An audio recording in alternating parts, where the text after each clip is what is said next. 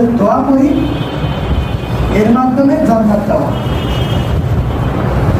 ওমর ইবনে খাত্তাব থেকে উকবা বিন আমির তিনি বলেন রাসূল সাল্লাল্লাহু আলাইহি ওয়াসাল্লাম বলেছেন লা মিনকুম ইয়াতাওয়াদ্দাউ ফাইসবিকুল ওযুআ, তোমাদের কেউ যখন ওযু করবে সুন্দর করে ওযু করবে, সুম্মা ইয়াকুলু, ওযু করার পরে যদি পাঠ করে আশহাদু আল্লা ইলাহা ইল্লাল্লাহু ওয়াহদাহু লা শারীকা লাহু ওয়া আশহাদু আন্না মুহাম্মাদান আবদুহু ওয়া রাসূলুহু, এই দোয়াটা যদি কেউ পাঠ করে ফুতিহাত লাহু আবওয়াবুল জান্নাতি সামানিয়া, তার জন্য জান্নাতের 8টি দরজা খোলা হবে। ইয়াদখুলু মিন আইয়াশা, যে দরজা দিয়ে ইচ্ছা সে দরজাতে প্রবেশ করতে পারে। এর সাথে আল্লাহুম্মা জাআলনি তাওয়াবিনা ওয়া জাআলনি মিনাল মুতাহহিরিন, এটাও ব্যাখ্যা করা যেতে পারে।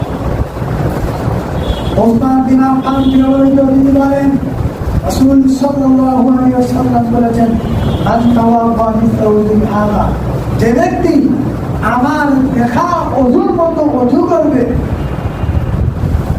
তারপরে দুই রাকাত সালাত আদায় করবে কলবিহি, অন্তর থেকে, ওয়াজাবাত লাহু জান্নাহ, তার জন্য জান্নাত পাওয়া যাবে।